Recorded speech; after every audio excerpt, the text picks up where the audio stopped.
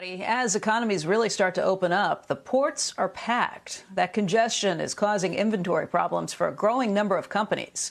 Foot Locker cited the slowdown during its most recent earnings call. The Gap called the problem unforeseen.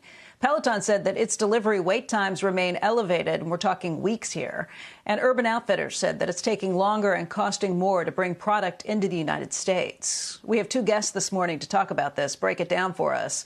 Catherine Thompson is CEO of Thompson Research. She'll talk about what this means for investors. But first, we're going to dive into the problems at the ports with Jim Newsom, South Carolina Ports Authority CEO. And Jim, thanks for being with us. I mean, this is kind of unbelievable. You're starting to hear this from companies everywhere. How big is the problem, and what exactly, how does it play out? Well, good morning, Becky. Thanks for having me. I think what we found out is that when people couldn't buy services, they overconsumed goods. So really, since August of last year, we've seen double-digit year-over-year import container volumes. And normally we'd catch a break at Chinese New Year and sort of be able to reset. But even Chinese factories work during Chinese New Year. So it's been double-digit growth and a lot of ships waiting in Southern California and some East Coast ports. So people couldn't go to the movies, they couldn't go on vacation, they couldn't go out to eat. So they said, we're going to focus on things we can buy, other things we can do with our money. What sort of goods have been the ones that have been maybe seeing the biggest delays and the most demand? Well, a lot of things to improve their home. Furniture is, I think, the biggest growing, about 55% year over year. If you look in February, electronic goods, you mentioned Peloton bikes, goods for the home for consumption to improve the sort of lifestyle that they have. And is there any relief in sight, do you think? When do you think we kind of catch up with this problem? Well, it's hard to, port infrastructure is not that, it's pretty rigid, so it's hard to flex. If you have 32 ships waiting in California for a berth, that takes a while to catch up. We believe that as we get to herd immunity, more vaccinations, that people will go back and start consuming more services. You only need so many Peloton bikes, flat screen TVs. So I think it will revert to normal, but that should not be in our view until, June, July, in the summertime, basically. And then that is the normal peak season. So it remains to be seen if the economy is strong, what the peak season will look like this year. Jim, that's the call everybody's been waiting for. How long does this last? Because the stock market is kind of weighing that on every situation. Will it last for Home Depot? Will it last for Peloton? Will it last for all of these things? If you don't mind, we'll have you back just to get a bird's eye view of what's really happening and what's happening from your perspective. It'd be my pleasure.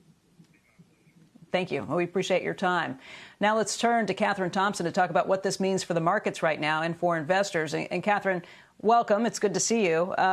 What do you think? That question about whether people should be betting on this, I know that's not entirely your area of expertise, but you do have some stocks that you think are going to benefit from this.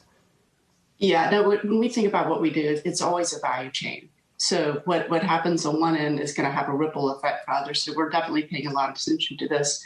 What our company contacts are saying is a Panglossian view, this is going to get cleared up anytime soon. Candidly, even if they got cleared up midsummer, that would be something that would be an upside with our view.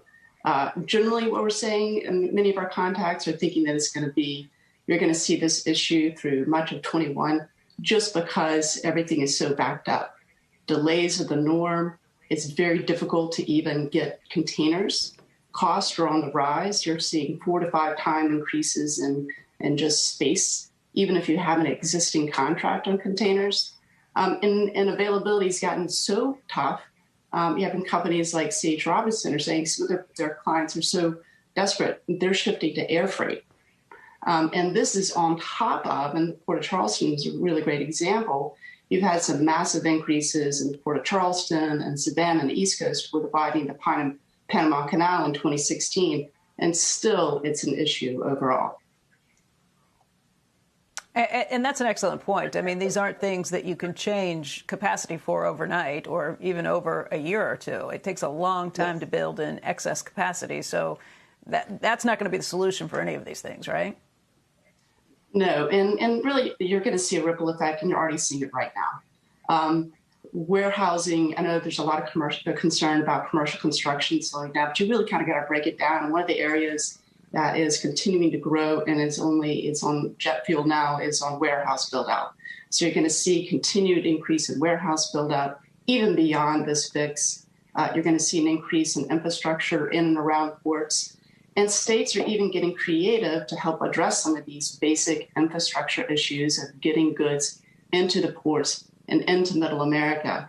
The state of Georgia, for instance, is going to be the first state that's going to be starting to build a truck-only highway from Savannah to Macon. That's a direct result of the widening of that Panama Canal. Now, Charleston's been doing a lot of infrastructure work in and around its port just to make way for these goods. Shepard Smith here. Thanks for watching CNBC on YouTube.